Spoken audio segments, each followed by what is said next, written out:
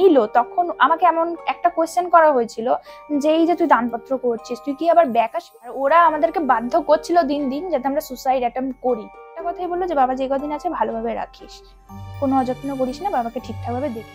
বেরিয়ে দেখে স্ট্যাচু পুরো হা হয়ে আকাশের দিকে তাকিয়ে আছে মানে তাকিয়ে আছে পুরো স্ট্যাচু, নড়ছেও না। আমি আবার বাবার পেছন পেছন গেছি, বাবা আগে বেরিয়ে গেছে, আমিও পেছন পেছন বেরিয়ে এসেছি অন্ধকারে, বাবা অন্ধকারে বেরিয়ে এসেছে, আমিও অন্ধকারে বেরিয়ে এসেছি। বাবা আমি আবার এসে আমি বাবাকে আগে দেখিনি, আমি না বাবা যেদিকে তাকিয়েছি আমি সেদিকে তাকিয়েছি, দেখছি কিছু একটা জিনিস এঞ্জেলরা যেরকম হয় না, ব্ল্যাক এঞ্জেল মানে কালো ডানা কালো জামা সমস্ত কিছু, ওই রকম টাইপের কিছু একটা উড়ে গেল মানুষেরই মতো, কিন্তু আমি শুধু পেছনে পশ্চাৎটা দেখি, মানে পেছন দিকটা দেখেছি আমি। আর বাবা পুরো সব মূর্তিটা দেখে যে এসে আমাকে ঝাড়তে যাবে নাকি এরকম দুম করে হাতটা ধরে নিয়েছি যে তুই এটা দিয়ে আমাকে ঝাড়বি না, তুই যদি এটা দিয়ে কিছু করিস তোর কিন্তু বিশাল বড় ক্ষতি হয়ে যাবে। আমি নাকি এটা বলছি যে শ্রাদ্ধ অনুষ্ঠানের কাজ কিছুতেই হবে না, এই আত্মা কোনোদিনও মুক্তি পাবে না, আমি একে দিয়ে বাজে কিছু করাবো। আমার মা আমাকে পর্যাপ্ত ঘুমায়, সেখানে আমাকে 4-5টা ইঞ্জেকশন দিয়েছে, আমি অনলি 2 ঘন্টা ঘুমিয়েছি, এতটাই আমি শক পেয়েছি।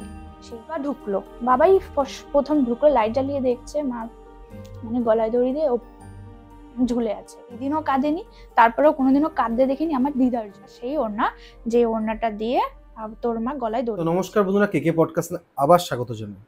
আজকের পডকাস্টটা খুবই আলাদা, এটা 2 বোনের গল্প এবং এটা একটা সত্য ভৌতিক ঘটনা। ভৌতিক ঘটনার পাশাপাশি মানসিক এবং সামাজিক যে অত্যাচার কি হতে পারে সেটা জানবো আজকে আমরা এই পডকাস্টে এবং সাধনার কাছ থেকে। একটা কথা আছে যে মা বাবা না থাকলে মাথার উপরে ছাদ থাকে না, এবং ছাদ যদি না থাকে তাহলে কি হতে পারে আজকে আমরা জানবো এই পডকাস্টে। সো বেশি দেরি না করে ডাইরেক্ট তার কাছে চলে যাব। সাধনা কেমন আছো? এই চলছে, ভালোই আছি। তো আজকে তুমি আমার বাড়িতে এসছো এবং তার আগে তোমার সোশ্যাল মিডিয়াতে একটা আলাপ হয় এবং তুমি বলো যে আমার কিছু একটা ঘটনা আছে, তোমার লাইফের কিছু ঘটনা আছে, তুমি সেটা বলতে চাও আমাদের কেকে পডকাস্টে অন অ্যান্ড অনলি। তো বেশি দেরি করবো না, তুমি গল্পে ঢোকো বা ঘটনায় ঢোকো।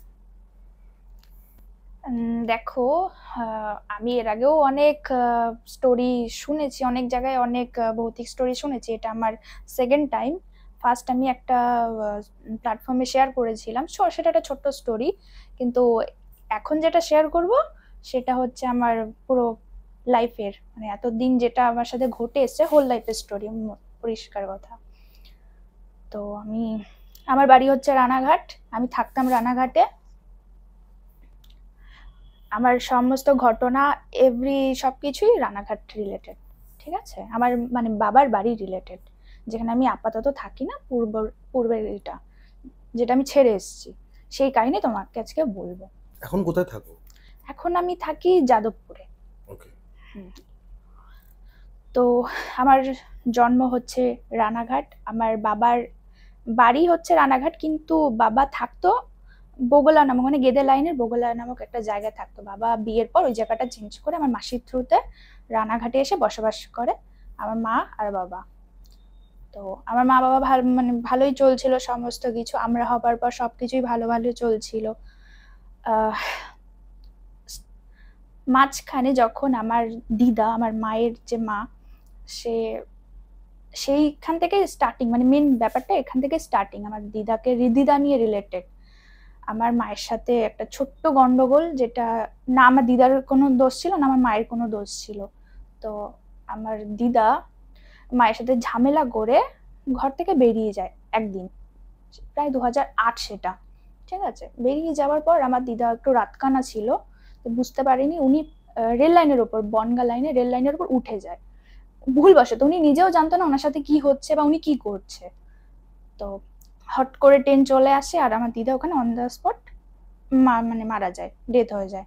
এই ধাক্কাটা না আমার মা কিছুদিন নিতে পারেনি, মা ভাবতো যে আমার কারণে আমার মা মারা গেছে। এই শোকটা, এই যন্ত্রণাটা আমার মায়ের মাথার মধ্যে সারাক্ষণ ঘুরে বেড়াতো, যার জন্য আমার মা সেই দিনও কাঁদেনি, তারপরেও কোনোদিনও কাঁদতে দেখিনি আমার দিদার জন্য। আমার মনে হয়, আমি এটার কোনোদিনও উত্তর পাইনি, কিন্তু আমার মনে হয় এতদিন পর এসে যে আমার মা এই জিনিসটার জন্য খুব রিগ্রেট করতো আর চাইতো দিদাকে আত্মা টাকার যেগুলো বলে ওগুলো প্ল্যানচেট। প্ল্যানচেট, হ্যাঁ। আমার মা হয়তো প্ল্যানচেটের মাধ্যমে কোনো তান্ত্রিকের থ্রুতে মা এই কাজটা করতে চাইতো আর দিদার থেকে কিছু জানতে চাইতো, এটা আমার মনে হয় এতদিন পর এসে। তো মা সেটা করার জন্য নানান লোকের সাথে নানান ভাবে যোগাযোগ করে, যার জন্য আমাকেও সেখানে ইনক্লুড হতে হয়। আমি, আমার বোন, আমার বাবা সবাই ইনক্লুড ছিল, যেগুলো ছোটবেলা আমরা বুঝতে পারিনি, কিন্তু এখন এসে বুঝতে পারি। তখন মা আসার জন্য এদিক ওদিক চারিদিকে ঘুরতে হতো, এদিক ওদিক যেতাম। আমার মা যাদের সাথে যোগাযোগ করেছিল হয়তো তারা কোনো হেল্প করতে পারেনি, কিন্তু হেল্পের বদল একটা ভুল জিনিস হয়ে যায়, অন্য কিছু হয়তো সেই যাকে নামানোর কথা ছিল, আমার দিদাকে নামানোর কথা ছিল, সেই জায়গায় অন্য কেউ চলে আসে আর সে আমার মাকে ফুল প্রসেস করে ফেলে। আর ভুল তান্ত্রিকের হাতে আর ভুল আত্মার হাতে আমার মা প্রসেসড হয়ে যায়। তার জন্য মা দিন দিন ডিপ্রেশনে চলে যায়, ডিপ্রেস হতে হতে হতে নিজেকে একসময় পুরো লুকিয়ে নেয়, কারোর সাথে কথা বলতো না, কি করছে না করছে কিছু বুঝতে পারলো না। হঠাৎ একটা হেলদি মানুষ হঠাৎ করে 2-3 মাসের মধ্যেই একদম পুরো রোগা পাতলা 50 কেজির এরকম ওজনে হয়ে যায়। আর তখন আমি পড়াশোনা করতাম, 2017-তে আমি কলেজে উঠি, কলেজে ফার্স্ট ইয়ার আমি পড়াশোনা করছি, আমার এক্সামও হয়। আর এক্সামের সাথে সাথে আমি আরেকটা কম্পিউটার কোর্স করতাম আইটি ই কমার্সের, সেখানে আমি র্যাঙ্ক করি বলে আমাকে কলকাতা থেকে ই ক্যাম্পাসিংয়ের জন্য ডাকা হয়। তার জন্য আমি একদিন কলকাতায় ছিলাম আমার ম্যামদের সাথে, একদিন মানে একটা নাইট আমি স্টে করি ম্যামদের সাথে। তো আমার ই ক্যাম্পাসিং হওয়ার কথা, পরের দিন কোন একটা কারণে সেই ই ক্যাম্পাসিংটা হয়নি বলে আমি ব্যাক চলে যাই বাড়িতে। সেই বাড়িতে যাওয়ার পর আমি আমার জিনিসপত্র স্টাডি করছি, আমার বোনও স্টাডি করছে, আমি একটা রুমে, আমার মা আরেকটা রুমে। সেই দিনই যা শেষ হবার সেদিনই হয়। আমার মা হঠাৎ করে চুপচাপ হয়ে যায়, ঘরের মধ্যে গিয়ে নিজেকে লক করে। আবার সেই টাইমে কারেন্ট চলে যায় বলে মা বেরিয়ে আসে, বেরিয়ে আসার পর আমাদের সাথে কথা বলে, নর্মাল কোনো ব্যাপার না। আমার বাবা সবজি বিক্রি করে, সে দোকানে গেছে, বাড়িতে মা একা, আর আমরা 2 বোন এক জায়গায় পড়াশোনা করছি। ওই বাইরে বেরোনোর পর কি যে মায়ের হলো, ঘরের মধ্যে আমাদের কাছে আসলো, দেখলো আমাদেরকে, দেখে এসে নিজেকে ঘরের মধ্যে লক করে নিল। লক করার পর প্রায় এটা 8টার দিকে, রাত 8টার দিকে আমরা পড়াশোনা করছি, 9:30 বেজে গেছে, তাও ঘর থেকে কোনো সারা শব্দ নেই। বাবা ফেরত আসে 9:30টার সময়, বাবা আসলো, এসে দরজাটা নক করছে কিন্তু কোনো সারা শব্দ নেই। তখন আমার বোন তো ছোটও, তো ও বুদ্ধি করে কিভাবে ভেতর থেকে লকটা খুলে দিয়েছে। খুলে দেওয়ার পর বোন ঢোকেনি, ঘর পুরো অন্ধকার।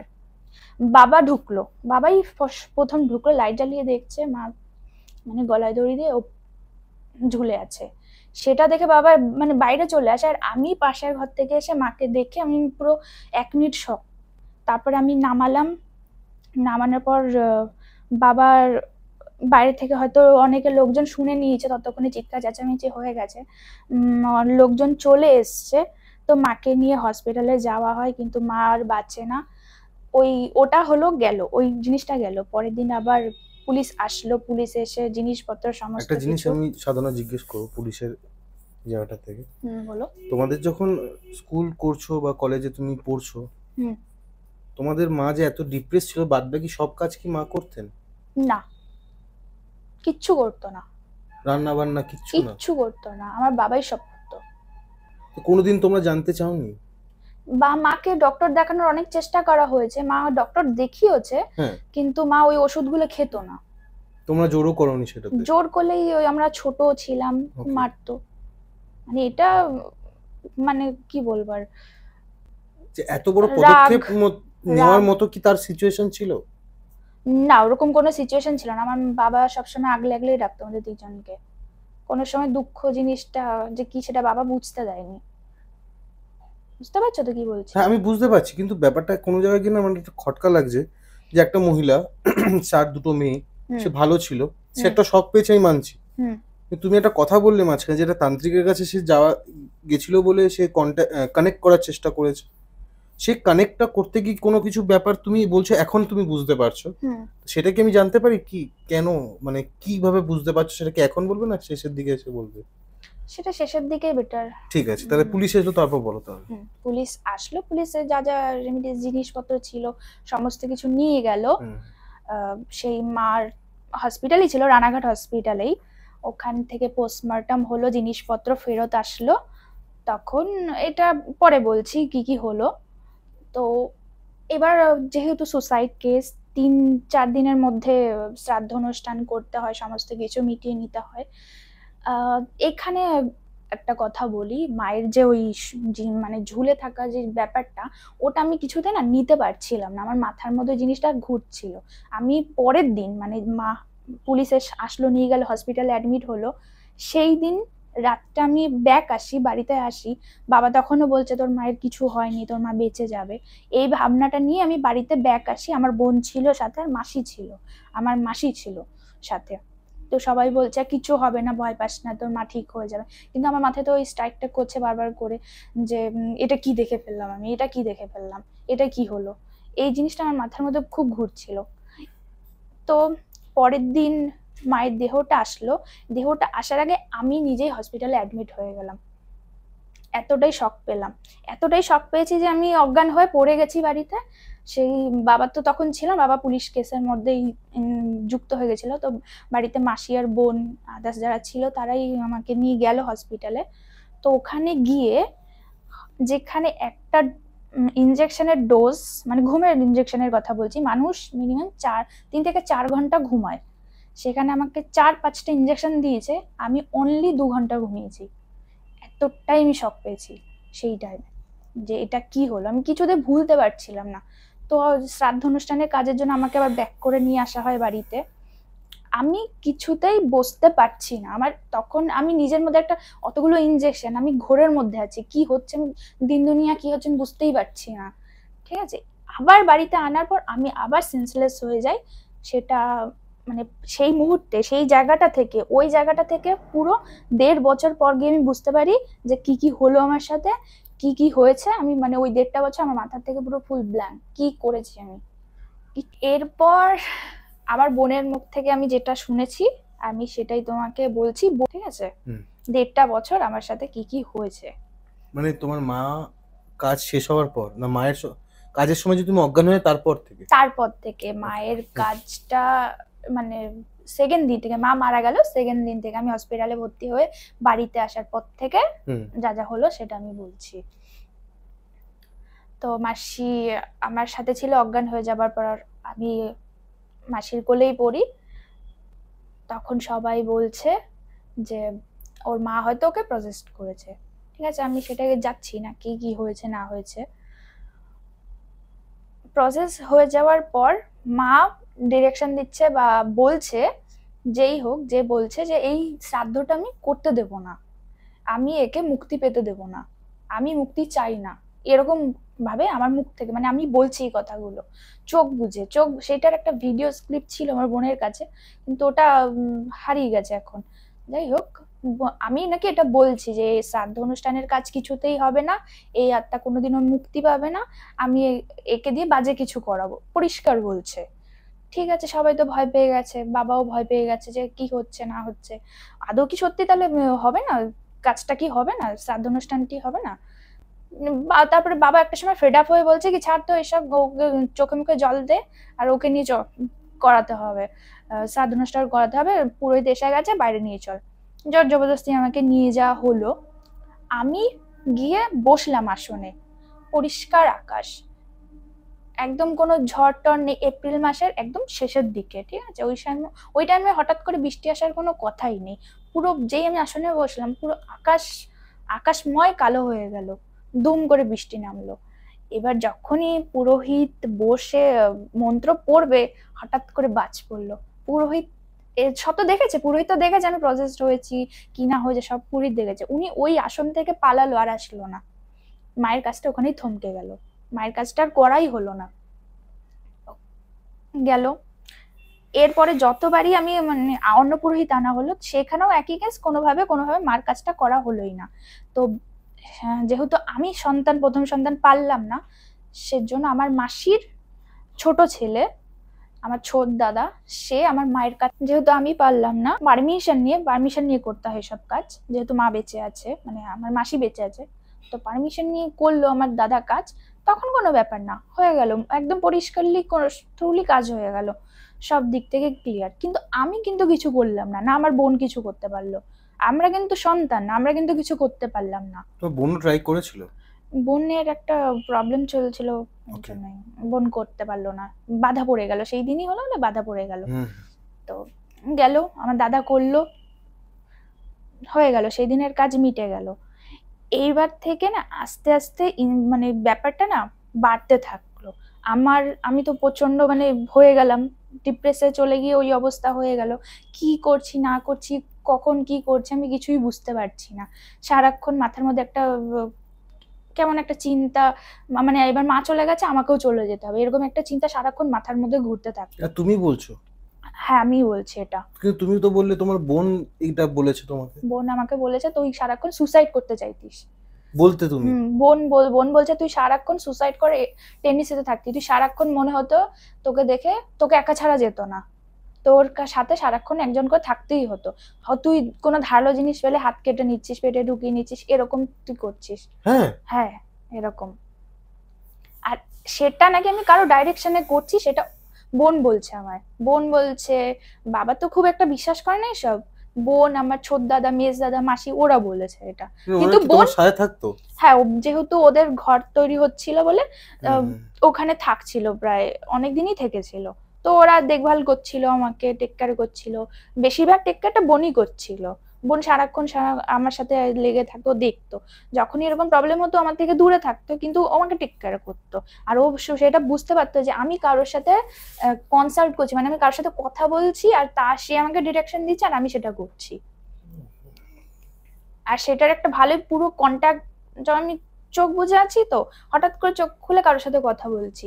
আর সেটা বাইরের থেকে, মানে ঘরটা আমার সেই মুহূর্তে না, একটা তান্ত্রিক দিয়ে ঘরটা কোনো রকম ভাবে কিছু দিনের জন্য আটকানো ছিল, মানে ঘেরাও টেরাও করা ছিল কি। তখন বাইরের থেকে আমাকে জানলার থেকে, আমি খালি জানলার দিকে তাকাতাম আর বাইরে দরজার দিকে তাকাতাম আর ঘর থেকে বেরিয়ে যাওয়ার চেষ্টা করতাম বারবার করে, বুঝেছো? এরকম হতো। হলো সেটা, গেল, তার মধ্যে এই জিনিসগুলো ঘটছে আর আমি এতটা অসুস্থ। এবার একটা ভালো তো কবিরাজ দেখাতে হবে, কদিন এরকম ভাবে থাকবো, আর আমার যা মানে টেন্ডেন্সি ছিল মরবো আমি, এরকম একটা ব্যাপার। তো আমি এতটা যখন তোমার এগিয়ে গেছে, তুমি বলছো তুমি মরবে বা এরকম ব্যাপার, ডাক্তার দেখাওনি তোমরা? ডক্টর চলছে, কিন্তু সেই ওষুধগুলো কাজ করছে না কোনোভাবে। কাজ করছে? এটা তো মনের একটা মানে মানসিক শক, এটা আমি ধরে নিচ্ছি এটা মানসিক শক পেয়েছি বলে। তো সেই ওষুধ তো চলছে আমার পাশে, ওষুধে তো কাজ হচ্ছে না, তাহলে করবো তো করবো কি? আর গ্রামের দিকে একটা জিনিস, যে কি মা মারা গেছে বা কিছু হয়েছে, মানে একটা মেয়ে অস্বাভাবিক বা একটা ছেলে অস্বাভাবিক আচরণ করছে, মানে ভূতে ধরেছে। এতটা ওখানে এরকম অবস্থা? এখন এতটাই এরকম জায়গাটা, এরকম করছে মানে একে ভূতে ধরেছে, একে এখনই ঝাড়াতে হবে, বা একে এখনই ভূত ঝাড়াতে হবে, ওঝা টোঝা ডাক, এরকম একটা ব্যাপার।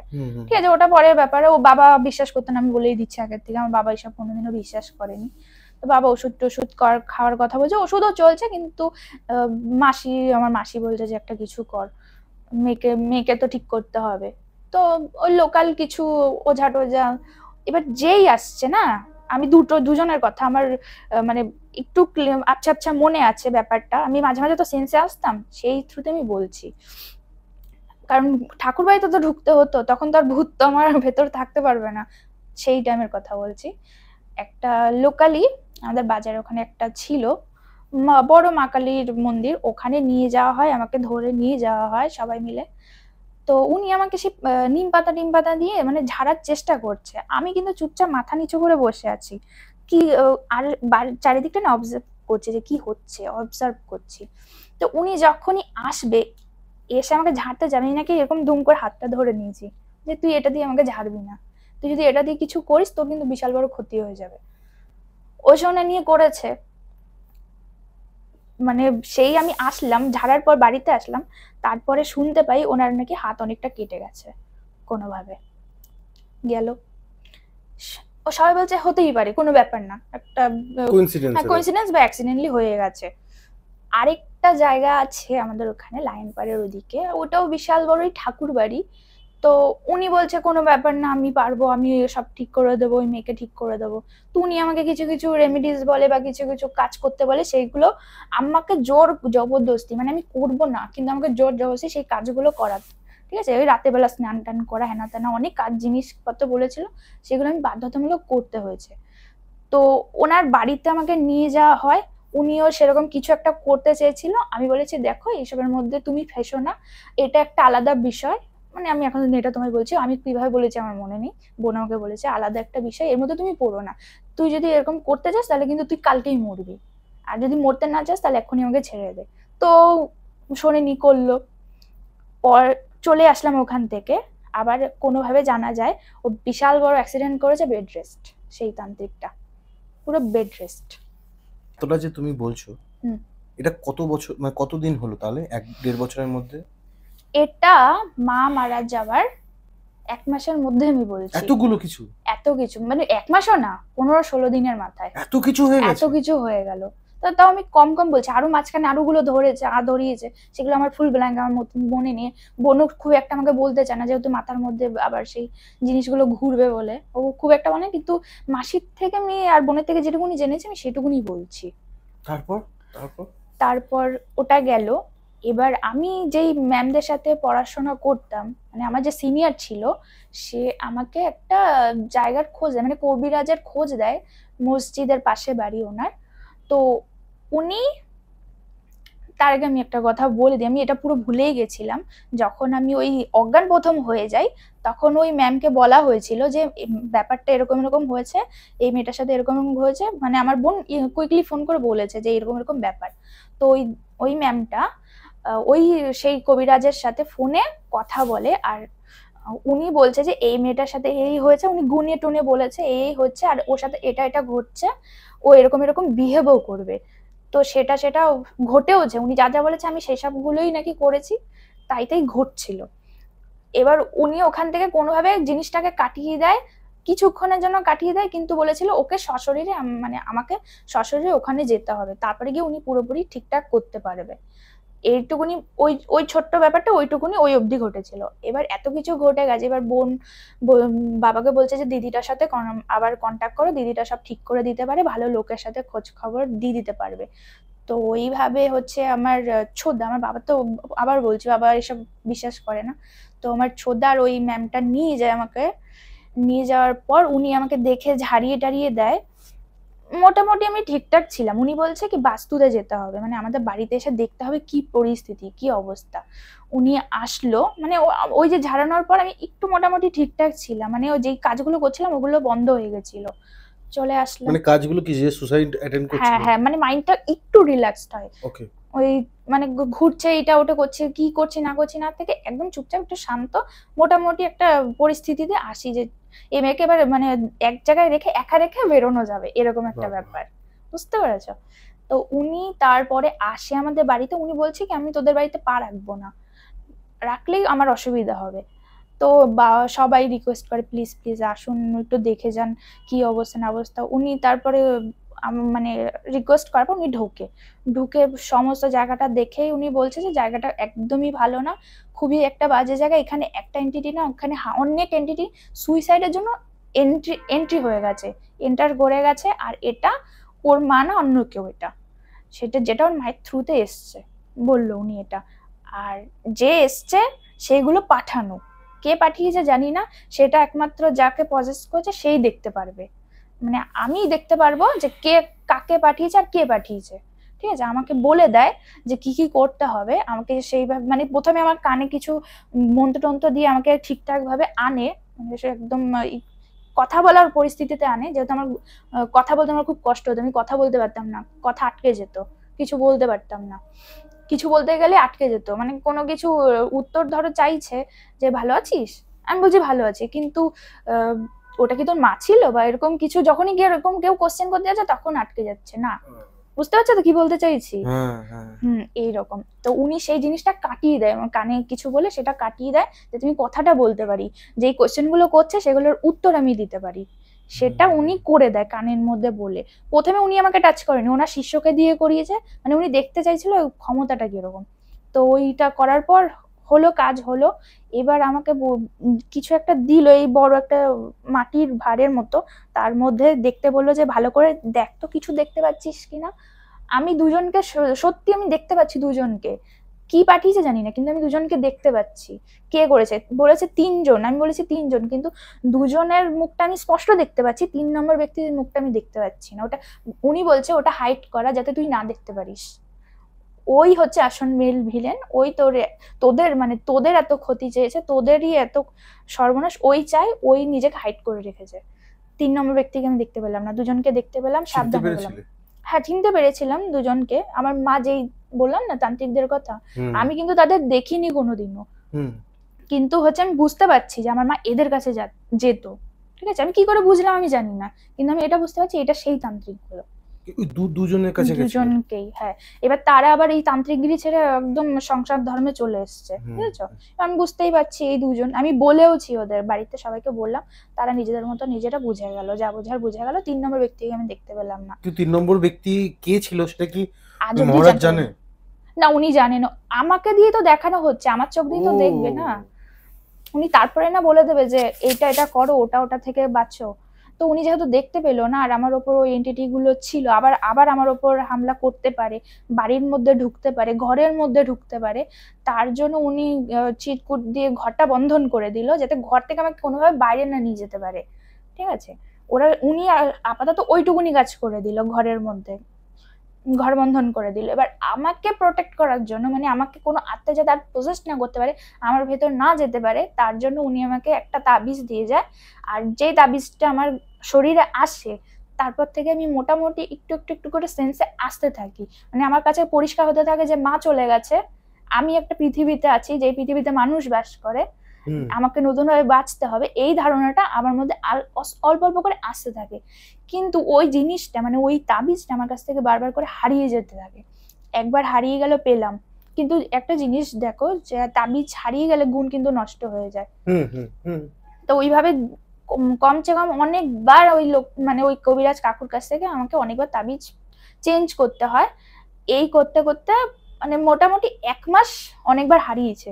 1 মাসের মধ্যে লাস্ট উনি দিল, মানে একটার মধ্যে 2টো তাবিজ ছিল, ওটা নিলাম, নেবার পর ওটা হারানোর কোনো ছিল না, কিন্তু খুলে যেতে থাকে। মানে ধরো খুলে যাচ্ছে, তো আমি ধরে নিচ্ছি যে এই খুলে গেল, এই খুলে গেল, গলায় পড়েছি তো দেখতে পাচ্ছি আমি খুলে যাচ্ছে, আমি ধরে নিচ্ছি, তারপর আবার টাইট করে বেঁধে আবার ঠিকভাবে পড়েছি।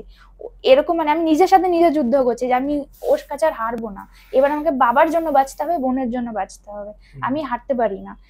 এইটা করতে করতে আমার হচ্ছে সেন্সে অল্প অল্প করে আসি। এবার আসি আমি ঘর প্রোটেক্টের ব্যাপারটা, ঘরটা প্রোটেক্ট করলো। তুমি তো এবার তো সুস্থ হচ্ছি, ওষুধও খাচ্ছি।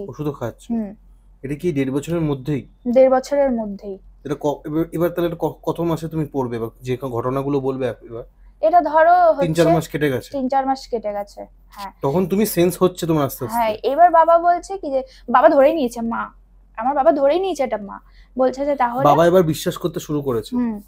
বিশ্বাস করেছে ঠিকই, কিন্তু এই মাকে মানে সুন্দর করে বিদায় দিতে হবে, এটা আমার বাবা ভেবে নিয়েছে। মানে মা করছে, মাকে তাড়াতে হবে, এটা বাবা ভেবে নিয়েছে। গেল, এবার আমরা তো সন্তান, আমরা যেহেতু কাজটা করতে পারলাম না, শ্রাদ্ধানুষ্ঠানের কাজটা, তো এবার বাবা বলছে যে গয়াতে গিয়ে পিণ্ডদান করে আসতে হবে, তাহলে সন্তান নামটা আমাদেরই যেতে হবে। কিন্তু বাবা সেটা করলো না।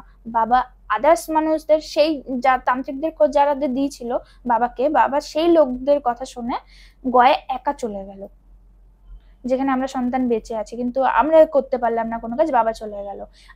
আমার এখন মনে হয় এই জিনিসটা আমার মায়ের খুব খারাপ লেগেছে, যে আমরা সন্তান বেঁচে আছি, আমরা করতে পারলাম না, আমার হাজবেন্ড কেন করবে, এটা আমার মনে হয় এখন। গেল বাবা কেন করলো সেটা আমারও তো কোয়েশ্চেন, কেন করতে গেল? এই খারাপটা লাগার ব্যাপারটা তুমি কি করে বুঝলে? আমার বুঝতে যেতাম, কিভাবে বুঝতাম আমি জানি না, আমি বলতামও সবকিছু। এইগুলো না আস্তে আস্তে ওই কবিরাজ কাকু আমাকে ডিক্লেয়ার করে যে এই ব্যাপার, এই হয়েছে, এইভাবে। ঠিক আছে, এগুলো তো আমি এখন থ্রুলি বলতে পারছি, তখন আমি বুঝতে পারতাম না এগুলো কিছু।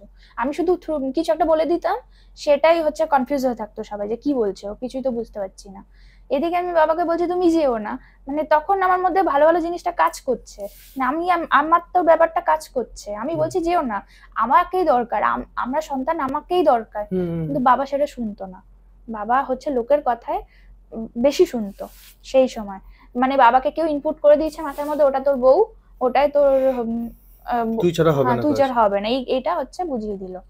বাবা চলে গেল।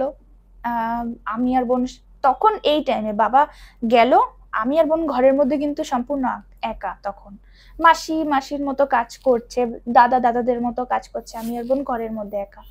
এইবার আমাদেরকে ভয় দেখানো শুরু হলো, যে কে ছিল আমি জানি না, কিন্তু ঘরটা তো প্রোটেক্ট, কিন্তু বাইরেটা তো প্রোটেক্ট না, আমাদের ভিড়েটা তো প্রোটেক্ট না। সেই তখন আমাদেরকে এমন ভাবে ভয় দেখাতো, আমরা দুটো বোন আঁটোসাঁটো হয়ে থাকতাম সারাক্ষণ। বাইরের একটা বর্ণনা দাও না, বাইরেটা কেমন ছিল? বাইরে এটা অ্যাডভেস্টারের ঘর। তোমাদের অ্যাসবেস্টারের? বিশাল গরম তো। বিশাল গরম।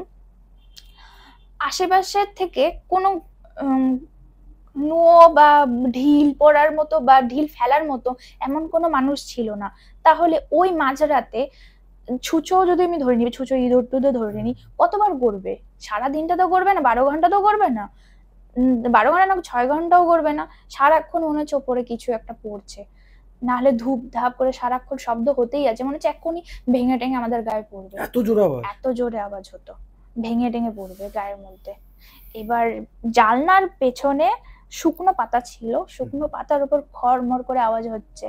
আমি ধরে নি অন্য ইঁদুর টিঁদুরও হতে পারে, কিন্তু কতক্ষণ করবে? সারাক্ষণই কি নড়াচড়া করবে? সারাক্ষণ দৌড়াদৌড়ি করবে? সারাক্ষণ দেখতে থাকবে? এই জিনিসটা বোন আর আমাকে খুবই ভয় পাওয়াতো। আমি আর বোন সারাক্ষণ ভয় আঁটোসাঁটো হয়ে থাকতাম যে হচ্ছে না। দিনের বেলা হচ্ছে না? দিনের বেলা সূর্য হচ্ছে না। ডুবলেই? সূর্য ডুবলেও না, রাত 12টার পর থেকে, 12টা-1টার পর থেকে। আর তুমি অফ দ্য ক্যামেরা বুঝে ঘোড়া দৌড়ানোর আওয়াজটা পেতে? হ্যাঁ বলছিলাম, ওটা হচ্ছে সাডেনলি একটা টাইমে, মানে ধরে নাও 4টের প্রায় ভোর 4টের সময় আমাদের ঘরের পাশেই হচ্ছে রাস্তা, ঠিক আছে? এই রাস্তার এখান থেকে মানে মনে হচ্ছে খুব স্পিডে ঘোড়া গেল, আবার ওটা আস্তে আস্তে আস্তে করে রিটার্ন করছে। সেই টাইমে আমরা যে ঘরের মধ্যে থাকতাম, ঘরের পুরো আবহাওয়া চেঞ্জ। সেই টাইমে ঠান্ডার দিনেও পুরো গরম একটা আবহাওয়া, পুরো এত হট টেম্পারেচার হয়ে যেত। ওই জায়গাটা আমাদের কিন্তু দুটো ঘর, পাশে আরেকটা রুম। আমরা আবার চেক করতাম এই ঘরে কি শুধু গরম নাকি ওই ঘরেও গরম। ওই ঘরে গিয়ে দেখছি না ঠান্ডা, এই ঘরে তাহলে এত গরম কেন? শুধু ওই জিনিসটা পাস হওয়ার সময় চলে গেল, যেই চলে গেল সব পুরোপুরি আবার নর্মাল ঠিকঠাক মোটামুটি। এটা প্রতিদিন হতো? প্রতিদিন না, মাঝে মাঝে মাঝে। কিন্তু ওটাই হচ্ছে এমন কিছু ছিল যেটা আমাদের দেখার উচিত না, বা ওটা দেখলে কিছু একটা চেষ্টা করনি তোমরা? চেষ্টা করিনি, খুব মানে একদম ভেতর থেকে সাথ দেয়নি। বাবা শুনতে পেতো এটা?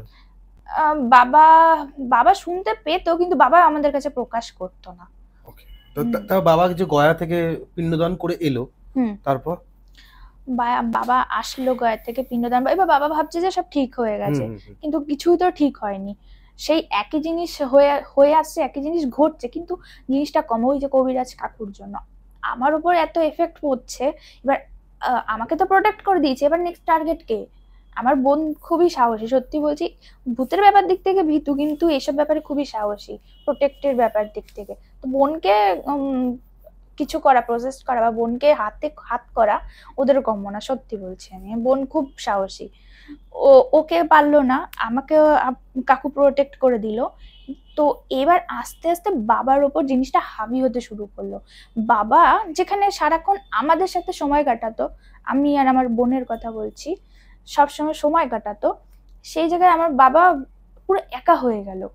আর পুরো সন্ধেবেলা আমার বাবা সন্ধেবেলায় যেখানে যেত সবজি বিক্রি করতে, সেইখানে হচ্ছে বাবা ফেরত আসার পর পুরো একা হয়ে গেল। মানে ঘরের মধ্যে ঢুকলো তো, খাওয়া দাওয়াও করছে না, কোনো কথা বলছে না, কারোর সাথে কথা বলছে না, একদম একা হয়ে গেল। আস্তে আস্তে বাবা ওই কাজটাও ছেড়ে দেয়, সন্ধ্যাবেলায় সবজি বিক্রি করার কাজটাও ছেড়ে দেয়, জায়গা জমি ওই ঘর মানে যেখানে বাবা বিক্রি করতো সেই জায়গাটাও বিক্রি করে দেয়।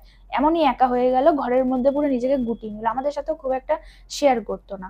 এবার আমি বলছি সেই 1.5 বছর পূরণ হয়ে যাওয়ার পরের কথা, ঠিক আছে? ওকে, এতদিন 1.5 বছর তুমি তো সেন্স হয়ে গেছে তোমার। হ্যাঁ, আমাকে এবার কিছু করতে, আমার পড়াশোনাটা আবার কন্টিনিউ, যেহেতু কলেজ ছিল আমার, কলেজটা আমি আর পারলাম না।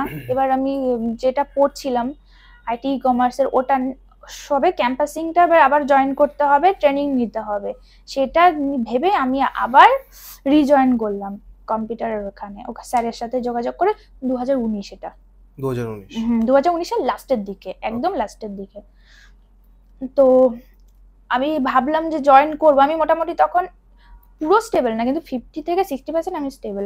ব্রেন আমার, আমি নিজের কন্ট্রোলে নিয়ে যাই, আমাকে কেউ এখন কন্ট্রোল করতে পারবে না। নিজেই বুঝে গেছি যে আমাকে এখন সব করতে হবে, বাবাকে দেখতে হবে, বোনকে দেখতে হবে। বাবা তো পুরো একা হয়ে গেল।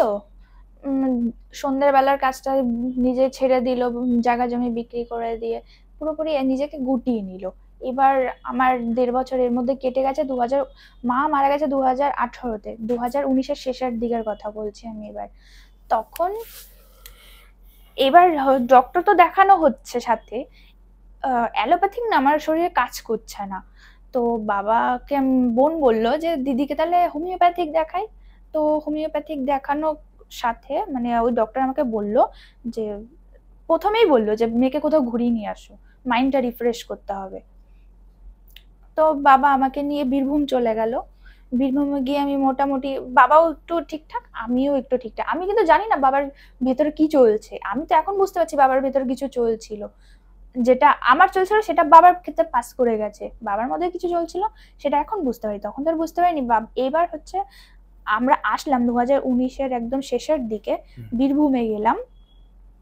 বীরভূমে গিয়ে হচ্ছে আমার মামা মানে আমার জেঠির বাপের বাড়ি, ওখানে ঘুরতে গেছি। ওখানে গিয়ে আসবো, এসে আমি আবার পড়াশোনায় ঢুকবো, নতুন করে ঢুকবো। সবকিছু কথা বলা হয়ে গেছে স্যারদের সাথে, এবার শুধু গিয়ে ট্রেনিংটা নেবো। ঠিক আছে, ট্রেনিংটা নেওয়া শুধু শুরু হবে এখান থেকে। এই ট্যুরটা শেষ করে আমার ওখানে গিয়ে আবার জয়েন করবো, এটাই হচ্ছে প্ল্যান। বাবাও গিয়ে কাজ করবে। ঘুরছি, খুব ভালো কথা। বীরভূমে ঘুরলাম, ঘুরতে ঘুরতে দুম করে লকডাউনটা পড়ে গেল। 2020 শুরু হয়ে গেছে, হট করে লকডাউনটা পড়লো। এবার লকডাউন পড়তে পড়তে আমি পড়াশোনা স্টার্ট করবো কি, সবাই ঘরের মধ্যে বসে গেল, বাবাও কাজ করবে কি বসে গেল ঘরের মধ্যে। এবার যেহেতু আমরা গেছিলাম একটা স্টেটে, বীরভূম একটা আলাদা স্টেট না, অন্য একটা জায়গায় ঘুরতে গেছি, তো আশেপাশের লোকজন এসে আমাদেরকে বলছে যে ওরা যেহেতু বাড়ি থেকে ঘুরে এসে, মানে চায়না থেকে ঘুরে এসছে, ওদেরকে কোয়ারেন্টাইনে ঢোকাতে হবে, ও পরিষ্কার কথা, ওদেরকে ঢোকাতে হবে, কিছু করার নেই। তো ওই আবার বাইরে ঘুরতে গেলাম আমরা মাইন্ডটাকে রিফ্রেশ করার জন্য, উল্টে ঘরের মধ্যেই বন্দি হয়ে গেলাম 14 দিনের জন্য না, 28 দিনের জন্য। আমাদের কোয়ারেন্টাইন দুবার হয়েছে, মানে 2 রকম ভাবে হয়েছে। একজন পাবলিক বলছে 14 দিন থাকতে হবে, আর একটা গভর্নমেন্টের যেটা ছিল 14 দিনের, ওইভাবে আমরা একটা মাস আবার ঘরের মধ্যে আটকে গেলাম। ওই জিনিসটা না বাবাকে অনেকটা খেয়ে নিয়েছে, বুঝতে পেরেছি। তা এখন বুঝতে পারছি বাবা আরো একা হয়ে গেল, কাজকর্ম হচ্ছে না, পুরোপুরি একা হয়ে গেল, আরো বেশি একা হয়ে গেল। ঠিক আছে, এবার লকডাউনটা ছাড়লো। এই যে তুমি বারবার বলছো না যে একা হয়ে গেল, দুটো মেয়ে তো তার সাথে রয়েছে, দুটো মেয়ে কথা থেকেও নেই, বলতো না? দুটো মেয়ে থেকেও নেই, এরকম তোমরা একটা কথা ব্যাপার। বলতে না? বলতাম, কিন্তু বাবা সেটা বুঝতেই দিত না যে আমার মধ্যে কিছু একটা চলছে। কোনোভাবে একটা টু ব্যাপার টু শব্দ বাবা করতো না। আসতো, রান্না করতো, খেত নিজের মধ্যে, মানে বাবা আমাদের সাথে ঠিকঠাক ভাবে খেত না, নিজেই রান্না করতো, নিজেই খেত, নিজের মতো পুরোপুরি থাকতো। আর আমরাও আবার পড়াশোনার জন্য, বোন তো পড়াশোনা করছে অলরেডি, 12 করছে, আর আমাকেও করতে হবে পড়াশোনা। সেই দিকে আমাদের আবার বাবাকেও না মানে একরকম ছাড়া হয়ে গেছিল আমাদের ক্ষেত্রে, যেমন মার ক্ষেত্রে যে ভুলটা হয়েছে বাবার ক্ষেত্রে সেম ভুলটা হতে গেছিল। তারপরে আমরা বুঝতে পারি যে বাবাও আবার একা হয়ে যাচ্ছে, তাই বোন আর আমি বাবার সাথে টাইম স্পেন্ড করতাম, কিন্তু বাবা থেকেও মানে আমাদের মধ্যে থেকেও নেই, এরকম একটা ব্যাপার। দিনের বেলা কাজ করতো, এসে ঘরের মধ্যে আসতো না। পাশে প্রতিবেশী একটা দিদির বাড়ি ছিল, ওদের সাথে গিয়ে গল্প করতো, ওদেরকে গিয়ে শেয়ার করতো নানান প্রবলেম। আমরা মেয়ে, আমাদের কিন্তু কোনো সময় শেয়ার করতো না এরকম। তাদেরকে গিয়ে বলছে যে তার কি প্রবলেম, ওদের গিয়ে বলছে কি প্রবলেম, কিন্তু আমাদেরকে কোনো সময় শেয়ার করতো না। এবার ওই দিদিটা আমাদেরকেও কিছু বলতো না, এরকম এরকম একটা অবস্থা। বা বলেওছে 2-একটা ব্যাপার, সেটা ইজিলি মানে এরকম তো হতেই পারে, শরীর খারাপ, মাথা ব্যথা করছে, ওষুধ খেয়ে নিচ্ছে, কাশি হচ্ছে, ওষুধ খেয়ে নিচ্ছে, এগুলো ছোটখাটো বিষয়, তাই আমরা সেরকম একটা পাত্তা দিই। কিন্তু ওকে যেভাবে বলেছে সেভাবে যদি আমাদেরকে একটু বলতো, বা বাবাও বলতো, তাহলে কিন্তু এত অসুবিধাও হতো না। তো হলো এই ব্যাপারটা, লকডাউন ছেড়ে গেল, কোয়ারেন্টাইন ছেড়ে গেল। এবার তো হচ্ছে আস্তে আস্তে সবকিছু আবার খুলছে, সবাই লোকজন বেরোচ্ছে রাস্তায়, অফিস টফিস। তো বোন আবার স্কুলে চলে গেল, আমিও আবার ওখানে, এবার যেখানে ছিল মানে কল্যাণীতে ছিল, সেটা ট্রান্সফার হয়ে না চাকদায় চলে এসেছিল। তো আমি চাকদায় গেলাম, ওখানে গিয়ে সমস্ত কিছু ডিল করে আসলাম কলকাতায় যাব বলে।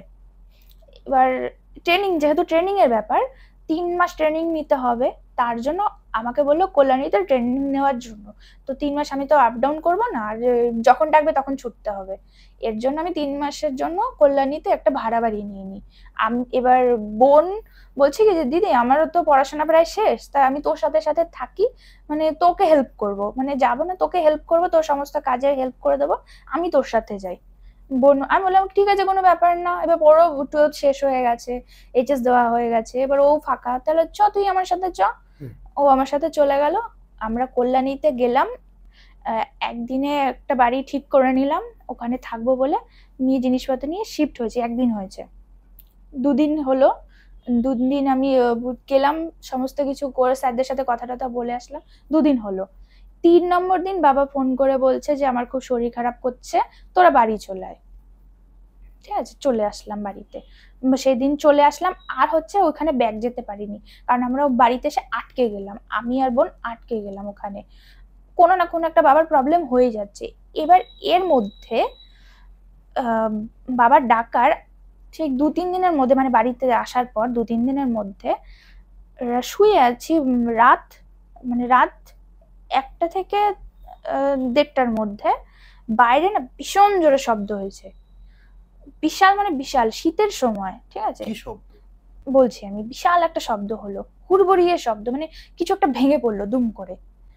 এবার সেই শব্দটা কি সেটা শোনার জন্য বাবাকে বেরিয়ে গেল ঘর থেকে, বেরিয়ে গিয়ে দেখছে বাবাকে, মানে বাবা বেরিয়ে দেখে স্ট্যাচু পুরো হা হয়ে আকাশের দিকে তাকিয়েছে, মানে তাকিয়েছে পুরো স্ট্যাচু, নড়ছেও না।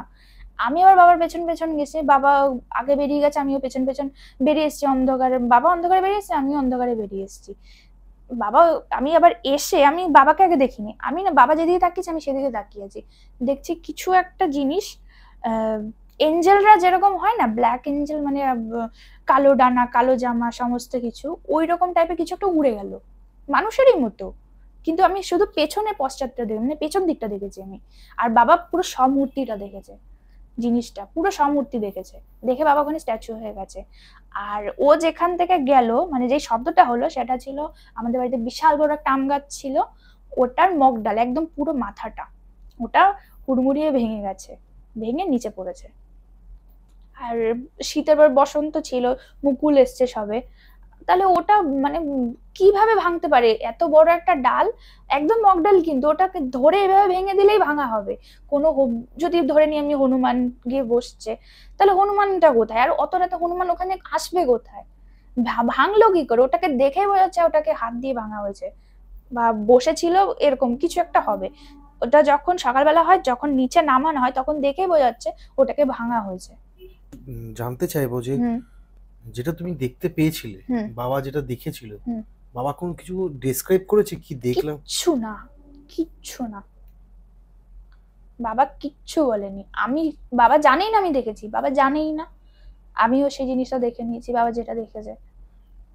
এবার ওই জিনিসটাই দেখাটাই মানে সব থেকে বাজে ব্যাপারটা হয়ে গেছে, বাবা সমূর্তিটা দেখে নিয়েছে, ওই জিনিসটা কি ছিল, কি কারণে এসেছিল জানি না। ওই গাছটা ভাঙার পর আর ওই জিনিসটা দেখার পর পরের দিন থেকে পরের দিন থেকেই আমার বাবা কি চুপ ছিল তার থেকে 100 গুণ বেশি চুপ হয়ে গেল, আর অসুস্থ হওয়া শুরু করলো, সবে অসুস্থ হওয়া শুরু করলো, মাথা ব্যথা করছে, চোখে ব্যথা করছে, ঘাড়ে ব্যথা করছে, এরকম ভাবে ব্যাপারটা আস্তে আস্তে শুরু হলো, বুঝতে পারলে? আমি বললাম না আটকে গেলাম, এই কারণে আটকে গেলাম, আমি আর ওখানে যেতে পারলাম না, ওখানে ট্রেনিংটা ওখানে স্টপ হয়ে গেল। তো বাবাকে নিয়ে এবার বাবার হঠাৎ করে ঘাড়ে ব্যথা করছে, চোখে ব্যথা করছে, যেখানে ধরো বলছে চোখে ব্যথা করছে, চোখের হসপিটালে নিয়ে গেলাম, কোনো লাভ হচ্ছে না, চোখে কোনো প্রবলেম নেই। চশমা পরতেন তিনি? না, বাবার চোখে কোনো দিনও প্রবলেম ছিল না, কোনো প্রবলেম ছিল না। তো এবার ঘাড়ে ব্যথা করছে, ঘাড়ে নিয়ে গেলাম ডক্টরের কাছে, বললো স্পন্ডালাইসিস হয়েছে, দিল বেল্ট দিল, ঘাড়ের যেগুলো পড়লো, কোনো রেজাল্ট নেই, মাথা ব্যথা তাও করছে, সারা চোখে ব্যথা করছে, মাথা ব্যথা করছে, কিছুতেই কিছু কমছে না। এটা কিন্তু সবে শুরু হয়েছে, ইনসিডেন্সটা সবে শুরু হয়েছে। বাবার ওজন তখন ধরে নিয়ে আমি 60 হবেই, তো আস্তে আস্তে না দেখছি বাবার ওজন কমে যাচ্ছে, মাথা ব্যথা করছে, কিছুদিন নড়তে পারছে না, কাজ করতে পারছে না, সারাক্ষণ একটা বেচানি কিরকম ভাবে, অস্বস্তি ভাব একটা বাবার মধ্যে সারাক্ষণ এটা কাজ করতো। ওইদিকে দোকানটাও বন্ধ বা দোকান বন্ধ নেই, দোকান বাবা কাজ করছে, মানে গায়ের জোরে কাজ করছে, বুঝতে পারছো? বুঝতে দিচ্ছে না মেয়েদের যে কি হচ্ছে আমার মধ্যে, কিন্তু আমি তো বুঝতে পারছি কি হচ্ছে বাবার তুমি মধ্যে। জানার চেষ্টা করোনি যে ওটা কি ছিল যেটা বাবা দেখলো? অনেকবার চেষ্টা করেছি। আর একটা প্রশ্ন আমার মনের মধ্যে এক্ষুনি জাস্ট এলো যে ওই সময় তুমি বললে অন্ধকার ছিল, তো তুমি দেখলে কি করে ওই জিনিসটা, মানে কেমন? অন্ধকারের মধ্যেও না গাঢ় অন্ধকার বোঝা যায়, হ্যাঁ ডানা ঝাপটানোর আওয়াজও বোঝা যায়। হ্যাঁ হ্যাঁ। আর খোলা আকাশ, পুরো তো অন্ধকার হবে না, একটু তো আলো থাকবে, বা একটু তো, অত গাঢ় অন্ধকার থাকবে না। ওকে, ওই তুমি সেই মানে হিসেবে সেটা বুঝতে পারছি। বুঝতে পারছো কেউ একটা ঝাপটা মেরে উড়ে উড়ে বেরিয়ে গেল? সেটা কিন্তু এঞ্জেল টাইপ, মানে পরি যেরকম হয়, কিন্তু কালো। কিন্তু কালো, পুরো কুচকুচে কালো। সেটার ব্যাক পোর্শনটা আমি দেখেছি, পেছনটা খালি। আর বাবা পুরো সামনেরটা দেখে মানে উঠছে, সমূর্তি পেছন টেছন সব বাবা দেখেছে, আমি শুধু পেছনটা দেখেছি, যেটা ওই ওই জিনিসটাও জানে না যে আমি তাকে দেখেছি, বুঝতে পারছো? সে উড়ে যাচ্ছে, পেছনটা খালি আমি দেখছি, সেও জানে না আমি দেখছি, বাবাও জানে না আমি দেখছি। আমি জিনিস দেখে নিয়েছি, যা দেখার আমি দেখে নিয়েছি। এবার তো আমার মধ্যে ওই জিনিসটা কাজ করছে, আমি কি দেখলাম। এবার বাবা তো স্বীকার করছে না, বাবা তো আমার কাছে স্বীকার করলো না, মানে বাবা যখন সেন্সে আসলো যে হাট কিছুই হয়নি, তুই ভুলভাল কিছু দেখেছিস। এখন খটকা লাগে যে বাবা সব জানতো, সব বুঝতো, মায়ের ব্যাপারটাও সব জানতো, সব বুঝতো, কিন্তু আমাদের কাছে কোনো সময় ডেসক্রাইব করেনি বা কিছু বলেনি যে এই ব্যাপার। তারপর বাবা যখন শুরু হলো আরো প্রবলেম, তার ওই দেখানো হলো, ডক্টর দেখানো হলো। এবার যেহেতু কমছেই না, লাস্টে বাধ্য হয়ে আমি হসপিটালে নিয়ে যাই, রানাঘাট হসপিটালে। তো ওখান থেকে বাবাকে দেখে বলছে না কোনো ঠিকঠাকই তো আছে, শরীরে সবকিছু ঠিকঠাকই আছে। বাবা বলছে ধুর কিছু হয়নি, চল তো চলে যাই, বাবা নিজেই বলছে, নিজেই কিন্তু আমার সাথে যেতে চাইলো হসপিটালে। হঠাৎ করে বলছে ধুর চল এখান থেকে, চল কিছু হয়নি আমার, আমি সুস্থ আছি। কিন্তু ওই টাইমে না, যদি বাবা ওখানে ঠিকঠাক ভাবে দেখাতো ডক্টর, তখন বোঝা যেত যে বাবার এক্স্যাক্টলি হয়েছেটা কি। বাবা কিন্তু নিজে ওখান থেকে চলে এসছে, মানে ডক্টর দেখেই বাবা চলে এসছে ওই টাইমে। ও যার হাতুড়ি ডাক্তার দেখিয়ে কতদিন কাজ হবে, তাই হসপিটালে আমি বড় ডাক্তার দেখাবো বলে আমি নিয়ে গেছি, বাবা ডক্টর দেখে চলে এসছে, বলছে আমার কিছু হয়নি, চ বাড়ি চ। চলে আসলাম, কিন্তু সমস্যা তো দিন দিন বাড়ছে, কতদিন হচ্ছে এইভাবে রাখবো, কমছে না, সারাক্ষণ চোখের সামনে ছটফট করছে, দেখে কি আর সেটা ভালো লাগে? হলো বাবা নিজে থেকে আর ডক্টরের কাছে দেখাতে যাইতে চাইছে না, জোর জবরদস্তি। এবার আশেপাশের লোকরা বলছে তোরা ইচ্ছে করে তোর বাবাকে ফেলে রেখেছিস, কিন্তু বাবা তো বুঝতে পারছে না, লোক মানে বাইরে জিনিসটা ফেস করছি আমরা, পাবলিক ফেস করছি আমরা, বাবা নিজের জেদের মধ্যে রয়েছে না আমি ঠিক হয়ে যাব, আমি একেবারেই সব ঠিকঠাক হয়ে যাবে। মানে বাবা আর ওই জিনিসটার মধ্যে না ফাইট হচ্ছিল, বাবা চাইছে বাঁচতে, কিন্তু ওই জিনিসটা চাইছে না বাবাকে ঠিকঠাক রাখতে। তোমরা তখন কোনো তান্ত্রিকের সাহায্য বা কোনো রকম মানে কোনো রকম ভাবে এই ধরনের হেল্প যেটা তোমার জন্য নেওয়া হচ্ছিল সেটা নেওয়া হয়নি বাবার জন্য? নেওয়া হয়েছে, সেই কবিরাজ কাকু। ওকে, সেই কবিরাজ কাকুকে। কোন কবিরাজ কাকু যে তোমাকে ঠিক করেছে? ওনার বাড়ি হচ্ছে শিমুরালিতে, শিমুরালির কোন একটা মসজিদের পাশে, ঠিক আছে। ওনাকে বলা হলো, উনি ফোন করে বললো যে নিয়ে আসো, ডাইরেক্ট নিয়ে আয়, বলছে তুই নিয়ে আয়। তো বাবা তো কিছুতেই যাবে না, কিছুতেই যাবে না, মানে কিছুতেই যাবে না। তো আমি আমার দাদাকে বললাম, মেজ দাদাকে, দাদা বলে যে হ্যাঁ ঠিক আছে আমি নিয়ে যাবো চ। মানে বাবাকে ভুলিয়ে বালিয়ে নিয়ে যাওয়া হলো, কিন্তু বাবা জানে না কোথায় নিয়ে যাচ্ছি। নিয়ে গেলাম, তো কাকু দেখে না, মানে উনি চোখ বড় বড় করে তাকিয়ে আছে আমার দিকে। আমি যে কি হয়েছে, উনি কিছু বললো না, বলছে যে অনেক রিকোয়েস্ট করছে যে কাকু কি হয়েছে বলো, উনি কিছুতেই বললো না যে কি হয়েছে। লাস্টে আমাকে একটা কথাই বললো যে বাবা যে কদিন আছে ভালোভাবে রাখিস, কোনো অযত্ন করিস না, বাবাকে ঠিকঠাক ভাবে দেখে রাখ। আমি তো বুঝছিলাম না কি বলতে চাইলো, আমার তো মাথায় তখন হিজিবিজি চলছে, বাবাকে কোথায়, মানে আমি তখন ভাবছি বাবাকে ডক্টর কি ভালো দেখাবো, যেহেতু বোন বলছে সবাই বলছে আর আমাকেও কাকু ঠিক করেছে, এই হিসেবে আমি নিয়ে গেছি। তো কাকু আমাকে কি বললো কথাটা আমি তো কিছুই বুঝলাম না, আমি ভাবলাম তাবিজ টাবিজ দেবে ঠিক হয়ে যাবে, কিন্তু সেরকম কিছুই বললো না, উনি হাতও দিল না, উনি বাবার চোখ দেখে বলে যে চলে যা, ওনাকে নিয়ে চলে যা, কিছু করার নেই, এরকম ভাবে বলে দিল। তো বাবাকে নিয়ে চলে আসলাম। এবার এদিক থেকে কাজ হলো না, তো আমি ভাবলাম মা যেই তান্ত্রিকগুলোকে দেখাতো, আর সেই তান্ত্রিকগুলো সোর্স দিত আমার পিসে মশাই, ঠিক আছে, তার সাথে কন্ট্যাক্ট করা যায়। তো পিসে মশাইয়ের সাথে কন্ট্যাক্ট করার পর পিসে মশাই বলছে এখানে তুই, আমার পিসে মশাই বাড়ি মাঝদিয়া, এখানে তুই একটা লোকাল ডক্টর দেখাচ্ছি, ওনাকে আগে দেখা।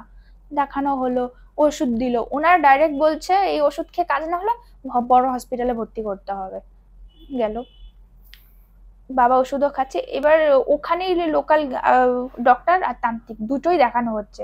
ওরাও বলছে যে এইসব আমার হাতের বাইরে, এইসব করে কিছুই হবে না। ওনারাও ডাইরেক্ট না করে দিল। আর ওষুধেও কাজ হচ্ছে না, আমাকে বড় ডক্টর দেখাতে বলে আমি ওখান থেকে বাবাকে নিয়ে চলে আসি, রানাঘাটে চলে আসি।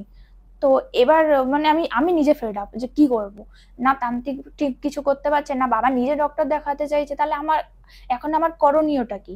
তখন বাবার অলরেডি একটা স্ট্রোক হয়ে গেছে, ঠিক আছে? আমি কিন্তু সেটা ধরতে পারিনি। বাবার ওই স্ট্রোকটার জন্য বাবা হাঁটাচলা বন্ধ, বসে যায়, পুরো ঘরের মধ্যে বসে যায়। হয়তো এক সাইডটাও কোনোভাবে কাজ করতো না। বাবাকে উঠা ধরে তোলা বসানো সবকিছু আমি আর বোন, ঠিক আছে? আর আস্তে আস্তে আমার দাদারাও আমাদের সাথ ছেড়ে দেয়। কারণটা জানতে পারি? হয়তো কোনো রাগ, পুরনো রাগ বা কোনো কিছু আদার্স, শত্রুতা টত্রুতা। আশেপাশের লোকরা তো ভালো ছিল না, কান ভারী করতো। তো দাদারা আমাদের আমাদের দুজনের সাথ ছেড়ে দেয়, ঠিক আছে? দাদারা কোনোভাবে আর হেল্প করতে চাইতো না সেই টাইমে। তো যা করতে হবে এবার আমাকে আর বোনকে করতে হবে, যেহেতু এবার কোনোভাবে কোনো কিছু পারছি না, এদিকেও হচ্ছে না ওদিকেও হচ্ছে না। তাই লাস্টে আমি ফেসবুকের থ্রুতে কিছু যারা এনজিও হয় তাদের থেকে হেল্প নেওয়ার চেষ্টা করি। সাজেস্ট আমার দরকার, মধ্যে কথা আমার সাজেস্ট দরকার। আমি কি করবো, আমি দিশেহারা হয়ে গেছি, কোথায় নিয়ে যাব, কি করবার, হয়েছেটা কি, এটা আমার মাথার মধ্যে সারাক্ষণ ঘুরতে থাকতো। এবার হচ্ছে সবাই সাজেস্ট করলো ডাইরেক্ট কলকাতা এনআরএস এ নিয়ে যেতে। এবার এনআরএস এ তো ডাইরেক্ট ভর্তি করা যায় না, রেফার করতে হবে। তো বাবাকে নিয়ে আমি আবার হসপিটাল, রানাঘাট হসপিটালে যাই। ওখান থেকে বললো সিটি স্ক্যান করতে। তো সিটি স্ক্যানে না বোঝা যায় যে ব্রেনে কিছু ইনজিওর আস্তে আস্তে ধরা পড়ছে, কিন্তু সেটা পরিষ্কার না কি হয়েছে। আমি বুঝতে পারলাম যে ব্রেনে হয়তো কিছু একটা প্রবলেম হয়েছে, সেটা পরিষ্কার না। আর তখন আশা ছিল আমার মধ্যে যে বাবা হয়তো বেঁচে যাবে বা ঠিকঠাক হয়ে যাবে। তো ওখান থেকে রেফার করলো, একদম ডাইরেক্ট এনআরএস লিখে দিল। তো সেই এনআরএস আবার বাবাকে নিয়ে যাওয়া হলো। ওখানে বললো যে এইভাবে বোঝা যাবে না, ওনাকে এমআরআই করতে হবে। তো এমআরআই করানোর জন্য ওরা ডেট দিল। সেই দিন বাবাকে ডেট দেওয়ার দিন নিয়ে আসলাম, বাবাকে এমআরআই করানোও হলো। এটা 2021-এর আগস্ট, আগস্ট না মানে জুলাইয়ের দিকে, ধরো এরকমই টাইমে, ঠিক এরকমই টাইমে বাবাকে নিয়ে আসা হলো। 4 দিন আগে, মানে বাবা যাওয়ার 4 দিন আগে নিয়ে যাওয়া হলো। বাবা মারা যাওয়ার 4 দিন আগে হসপিটালে এমআরআই করার জন্য নিয়ে যাওয়া হলো, ঠিক আছে? এবার এমআরআই করানো হলো, বাবাকে নিয়ে গেলাম। ওই এমআরআই করানোর আগে একটা ইনজেকশন দেয় শরীরের মধ্যে, সেই ইনজেকশনটা না বাবার আর নিতে পারেনি। ওই দিন ওর মানে নিয়ে যাওয়ার 2 দিন পরে বাবা মানে মারা যায়, আগস্ট মাসে। কোনো রকম ভাবে পাওনি, সোর্স পাওনি যে কি হলো? না, সোর্স অনেক আর চেষ্টা এমআরআই করছি। এর রেজাল্ট যেটা বেরোলো ওটা 4 দিন পর, মানে বাবা যাবার 4 দিন পর গিয়ে আমাকে সবাই বলছে তোর বাবা মারা গেছে, তুই ওর এখন অসহ্য হচ্ছে, তুই বেরোস না। কিন্তু আমার কোয়েশ্চেন, বাবা কেন মারা গেল, কিভাবে মারা গেল, সেটা জানার জন্য আমি চলে যাই পুরো এনআরএস এ, রানাঘাট থেকে এনআরএস এ চলে যাই। গিয়ে আমি রিপোর্টটা কালেক্ট করি। রিপোর্টটা দেখে আমি বুঝতে পারি যে বাবার মাথায় ছোট ছোট টিউমার মানে সবে তৈরি হয়েছে, টিউমার গুলো কয়েকটা ফেটেও গেছে, যার জন্য বাবার ওইটা স্ট্রোকটা ধরা পড়েছে। অনেকগুলো টিউমার সদ্য হয়েছে, ওটা সদ্য হয়েছে নাকি, আর কিছু কিছু ফেটেও গেছে এরকম। এই এটা তো মানে স্টার্টিং স্টেজ নাকি ছিল, নাকি লাস্ট স্টেজ ছিল তোমার মনে হয়েছে, বা ডাক্তার কিছু সাজেস্ট বলেছিল যে? এবার ওখান থেকে পেশেন্ট লাগে, মৃত মানুষের আর কি বলবে, তাই ওরা সেভাবে ডিক্লেয়ার করেনি। তো আমি যে হোমিওপ্যাথিক ডক্টর দেখাতাম ওনার কাছে নিয়ে যাই। উনি বলছে যে এই জিনিসটা না পুরনো, মানে ক্ষতটা অনেক পুরনো, সেটা এখন রেজাল্ট হয়ে বেরিয়েছে। 2 বছর পুরনো, বলছে 2 বছর পুরনো। উনি বলছে মানে ডক্টর কাকু বলছে আমায় 2 বছর পুরনো এটা, যেটা এখন রেজাল্ট হয়ে বেরিয়েছে। এগুলো কিন্তু মানে টিউমার গুলো কিন্তু সদ্য সদ্য হয়েছে, আর সেগুলো ফেটে ফেটে বেরিয়েছে, মানে অনেকদিন আগের থেকে ব্যাপারগুলো ছিল, কিন্তু সেটা প্রকাশ্যে আসেনি। বাবার হতো প্রবলেম, কিন্তু বাবা সেটা বলেনি। যা যা বললে সব তো মেডিকেল সায়েন্সের কথা। তুমি আমাকে এটা প্রমাণ করো যে এখানে এর সাথে তোমার প্যারানর্মাল কি আছে। প্যারানর্মাল এটাই যে ওই যে সমর্থিটা বাবা দেখলো, ওটার পরে ইনসিডেন্স গুলো 100 গুণ কি 1000 লেভেল বেড়ে গেল। কেন? তার আগে যদি বাবার ওটা 2 বছর পুরনোই হবে রোগটা, তাহলে এতদিন পর এটা কি কেন বেরোলো? আর তাও ওটা দেখার পর 3 মাস পর, 3 মাসের মধ্যে ওই জিনিসটা দেখার। তো বাড়িতে কি তারপর কি ঠান্ডা হয়ে গেল সবকিছু? বাবাকে তো নিয়েই গেল, এবার কার টার্ন? এবার তো আমার টার্ন। এবার আমি বুঝতে পারছি যে এবার আমার আমার কিছু একটা হবে।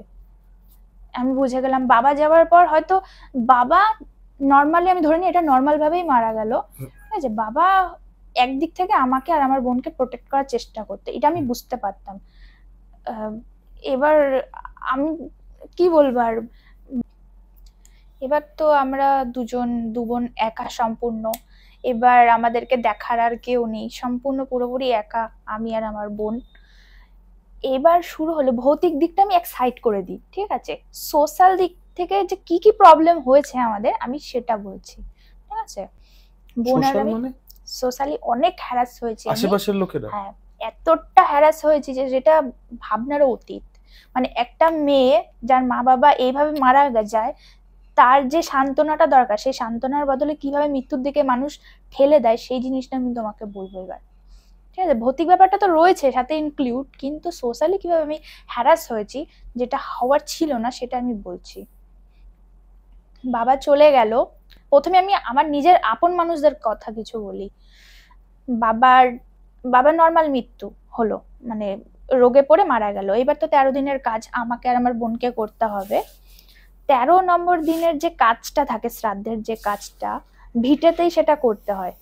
সেই কাজটা করার ঠিক একদিন আগে আমারই নিজের আপনজন, যাদেরকে আমি আপনজন ভাবতাম, সেই আপনজনের মধ্যে একজন আমার মাসির ছোট ছেলে, আমার ছোট দাদা, সে এসে রাত 12:30টার সময় এমন ভাবে আমাকে আর আমার বোনকে হ্যারাস করে, এতটাই অপমান করে যে সেটা মারধরের দিকেও চলে যায়। আমরা দুটো ছোট বোন, ওর ছোট বোন সেটাও ভুলে গেছে, ও মারবে আমাদেরকে, মেয়ের ঘর থেকে তাড়িয়ে দেবে, এরকম একটা টেন্ডেন্সি নিয়ে এসছে। অ্যালকোহল কনজিউম ছিল? একদম পুরো ফুল।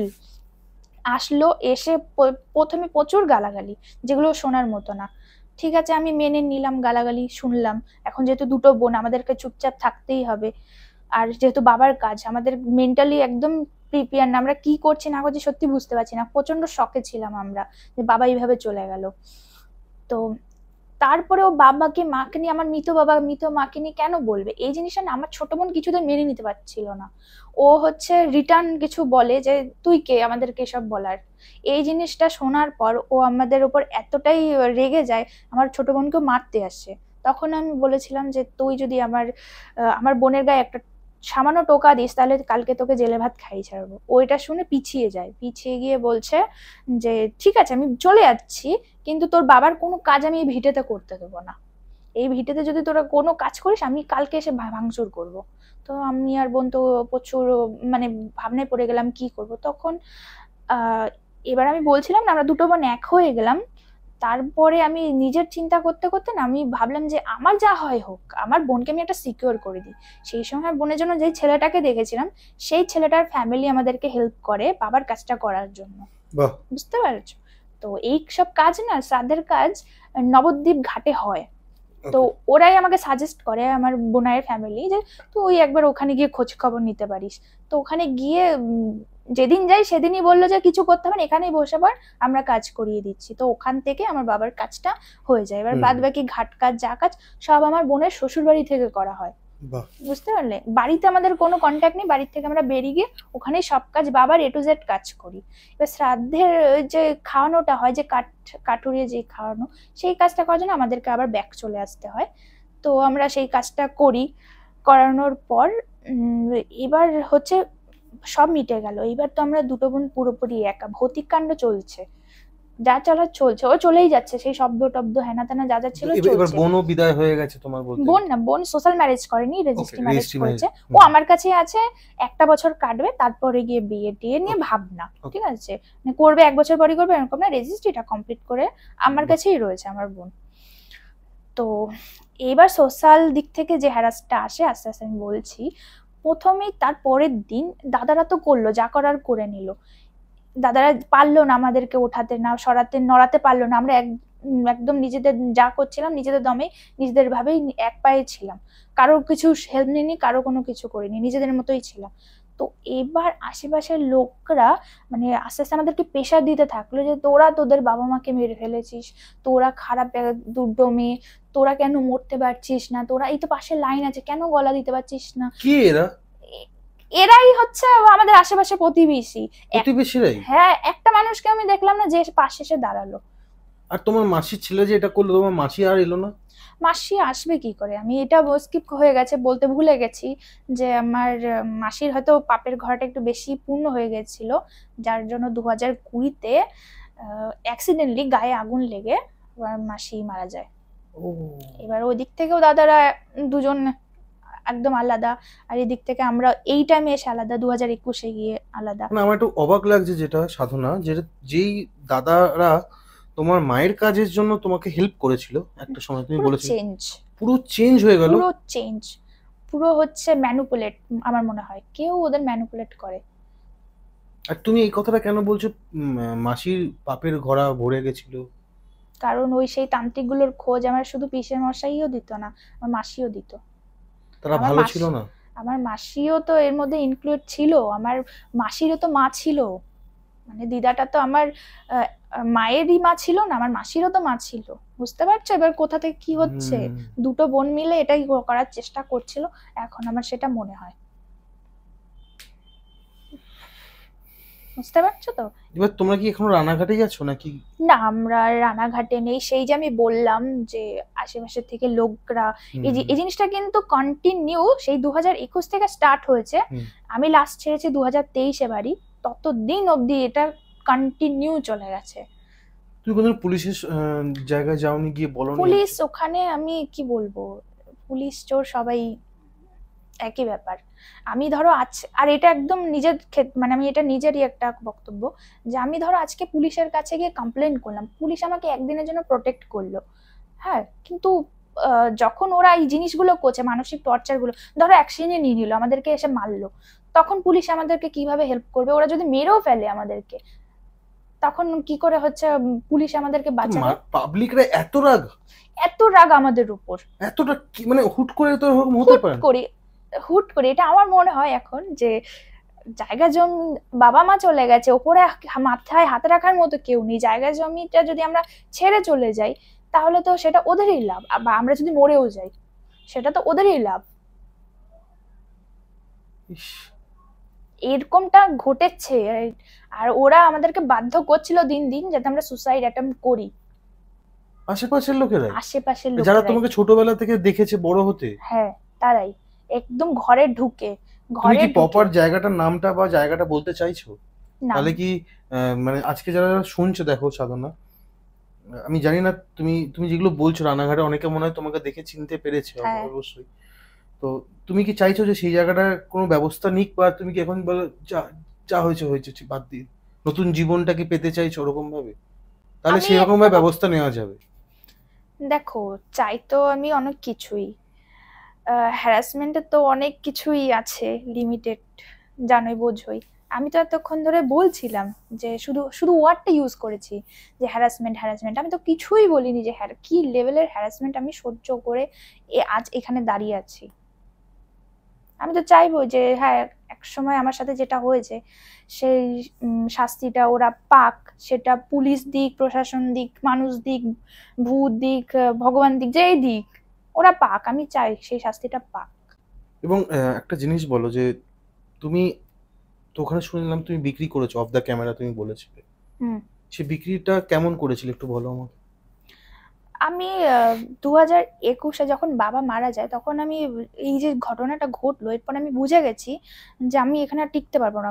ভৌতিক কাণ্ড ঘটছে এক, আর দুই হচ্ছে এই সোশ্যাল হ্যারাসমেন্ট, এই দুটো জিনিস মিলিয়ে আমি বুঝে গেছি যে আমাকে এই জায়গাটা ছাড়তে হবে। যদি নিজেকে গ্রো করতে হয়, নিজেকে কোথাও নিয়ে যেতে হয়, আমার বোনের লাইফটা সিকিউর করতে হয়, তাহলে আমাকে এই জায়গা ছাড়তে হবে। আমি এটা ঠিক করে নিয়েছিলাম। এবার আমি অনেক জায়গায় ট্রাই করেছি, প্রচুর উকিল ধরেছি, প্রচুর মানুষের কাছে গেছি, কিন্তু কেউ ওই জিনিসটা না, কেসটা নিতে চাইছে না। জানি না কিভাবে জিনিসটা কেটে যাচ্ছে, আসছে, দেখছে, চলে যাচ্ছে, ফাইনাল হচ্ছে, কেটে দিচ্ছে, এই রকম।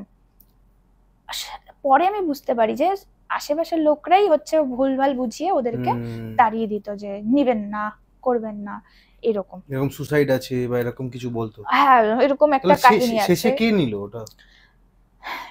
লাস্ট মানে এত হ্যারাসমেন্ট তো সহ্য করেছি, কিন্তু লাস্টে যে হ্যারাসমেন্টটা ছিল ওটা পুরো মেটার্ন, যে আমি এবার করেই ছাড়বো, এটা এই জায়গাটা আমাকে ছাড়তেই হবে।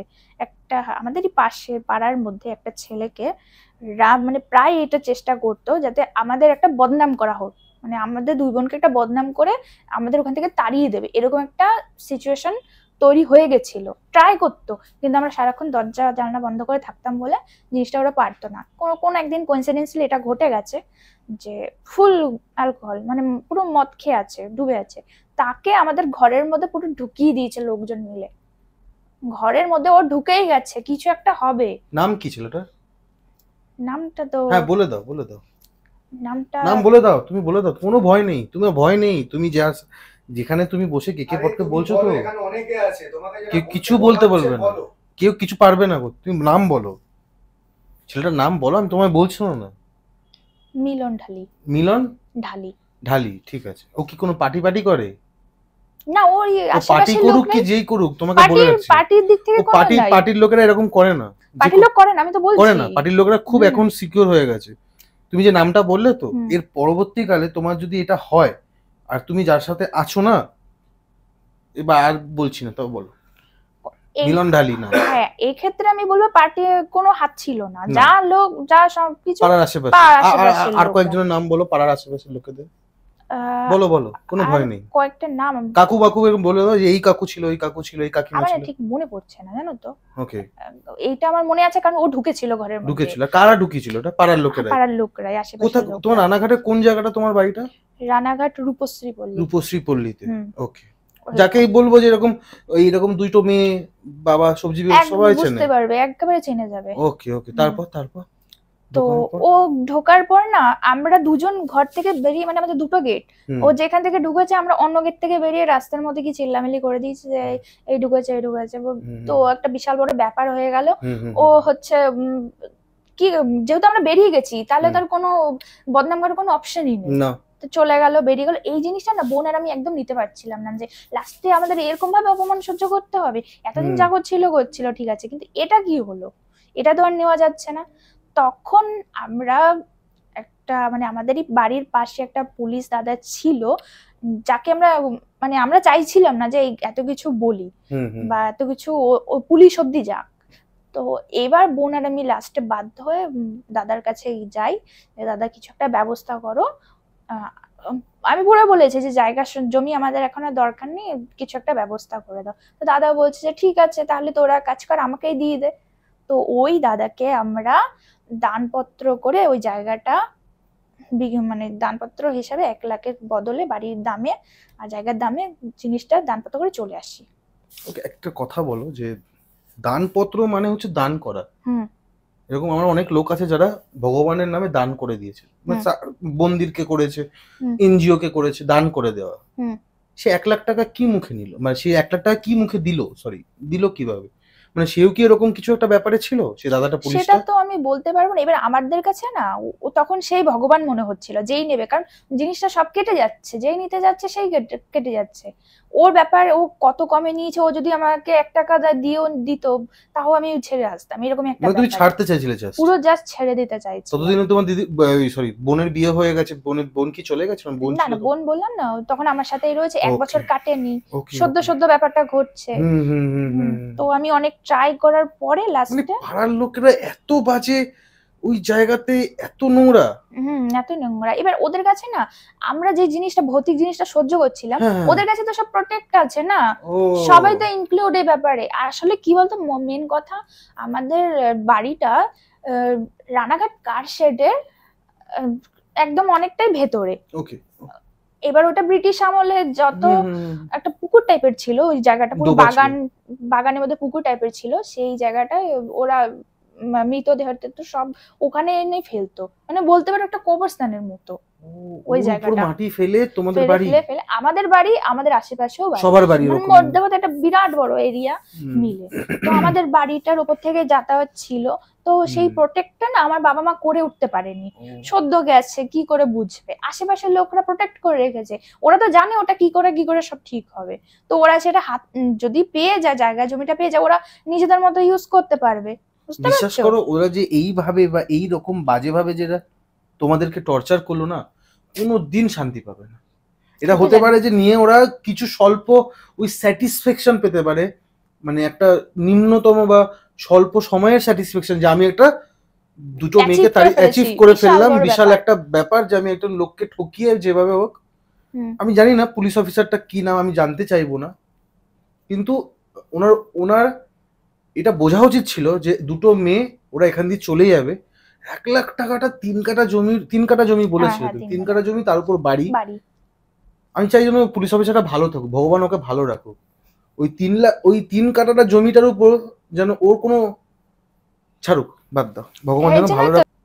দেখো, তুমি যে কোয়েশ্চেনটা করলে সেই হিসাবে আমি একটা কথা বলতে চাই, ঠিক আছে? উনি যদি সত্যি এতই ভালো মানুষ হতো, হ্যাঁ সেই টাইমে আমার ওনাকে মনে হয়েছিল ভগবান, কিন্তু এই টাইমে আমার এসে মনে হচ্ছে যে সত্যি উনি যদি সত্যি এত ভালো মানুষ হতো, এত সহৃদয় ব্যক্তি হতো, তাহলে উনি আমাকে 1 লাখের বদলে দানপত্র করিয়ে কেন নিল?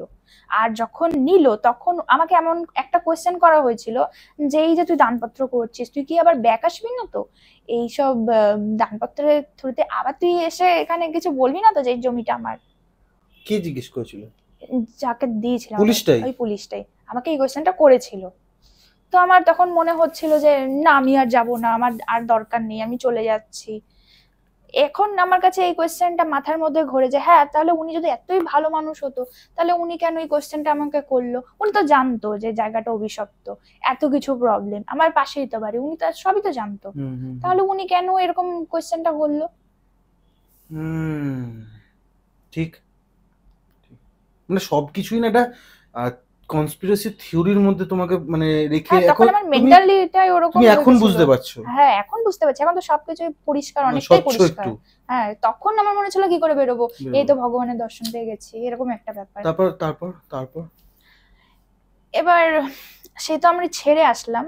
এবার সবই তো বললাম সোশ্যালের ব্যাপারটা। এবার বলছি, এবার তো আমাকে নিজেকে ঠিকঠাক রাখতে হবে, আমি তাও অনেকটা উইক, মেন্টাল দিক থেকে উইক আর ফিজিক্যাল দিক থেকেও উইক। তো আমি কাকুর সাথে মাঝে মাঝেই দেখা করতে যেতাম, সেই কবিরাজ কাকু, শিমুরালিতে। তো উনি এখন এই মুহূর্তে আমার বাবার সেই বললো না যে তোর বাবাকে আর কিছু করা যাবে না, চলে যা, সেই টাইমে কাকু যেরকম ছিল আর আমি মাঝে যখন দেখা করতে গেছিলাম, পুরো হিউজ ডিফারেন্স, একদম মানে বয়সের হেরফের। উনি আমার সাথে আর দেখাই করতে চাইছে না, উনি আমাকে দেখলেই বলছে যে আজ আয়, কাল আয়, পরে আয়, পরশু আয়, এরকম। উনি আমার সাথে কথাই বলতে চাইছে না, উনি আমাকে দেখে রীতিমতো ভয় পায়, এখনো ভয় পায়। কেন ভয় পায় আমি সত্যি জানি না। না, উনি একদম ফার্স্ট যেদিন আমাদের বাড়িতে যায়, সেদিন ওনাকে দেখে মনে হবে ভীষণ ইয়াং একটা মানুষ, মানে খুব এনার্জি ওনার মধ্যে। ওনাকে দেখে সবাই একটু ভয় ভয় পাবে, মানে ভূতদের কথা বলছি, উনি একাই 100 এরকম একটা ব্যাপার। তো উনাকে হঠাৎ, আর বাবাকে যখন দেখালাম তখনও উনি হচ্ছে মানে হালকা হালকা কেমন একটা ভয় পেয়ে গেছে, কেমন একটা মুচড়ে গেছে। তখনও মোটামুটি ঠিক ছিল, কিন্তু লাস্ট যখন আমি ওনার সাথে দেখা করলাম তখন পুরো হিউজ ডিফারেন্স, থুত্তুরে বুড়ো হয়ে গেছে উনি। এই কয়েকটা বছরের মধ্যে এত থুত্তুরে বুড়ো হয়ে যায় মানুষ? এতটা হিউজ, এতটাই পুরো থুত্তুরে, মনে তো মনে হচ্ছে হসপিটালে ভর্তি হবে এরকম একটা ব্যাপার। উনি আমাকে দেখে রীতিমতো আই কন্টাক্ট করতে পারছে না, আর করলেও বলছে আজ না কাল না, এরকম একটা ব্যাপার। উনি খালি এড়িয়ে যাচ্ছে আমাকে, উনি আর কিছু করতেই চাইছে না, বলছে তোকে যেই তাবিজ দিয়েছি ওটা নিয়ে তুই থাক ভালোভাবে, এরকম একটা, মানে উনি ইনডাইরেক্ট ভাবে বোঝাচ্ছে তুই আর আসিস না, তুই আমার সামনে আসিস না। উনি আমাকে দেখে রীতিমতো ভয় পায়। বাপরে। তো সাধনা, এত বছর পর বা এত মাস পর তুমি এখন বর্তমানে কলকাতাতে আছো, তো তোমার মাঝে মাঝে মনে হয় না যে এইটার সূত্রপাতটা কোথা থেকে হয়েছে? হ্যাঁ, আমার মাথায় এটা এসছে।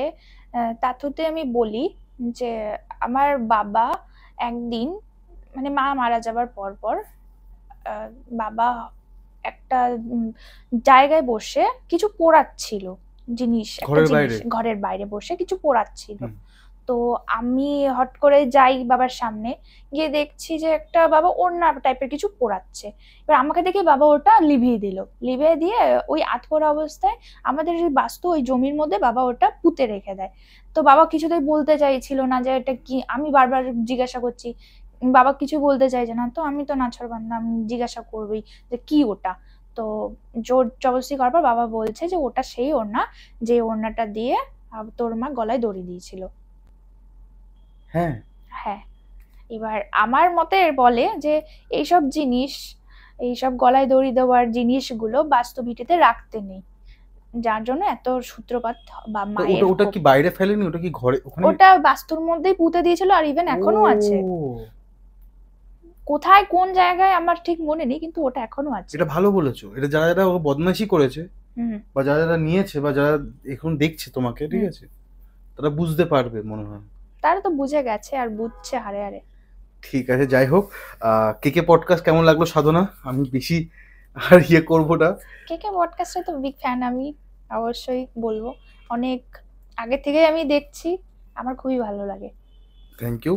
আর আপনাদেরকেও থ্যাংক ইউ এতক্ষণ থাকার জন্য। আমি আপনাদের হোস্ট কৌশিক সেন, আমাদের সাথে গেস্ট সাধনা, আর ক্যামেরার পেছনে Kinshuk Sen. Thank you Sadhana. Welcome.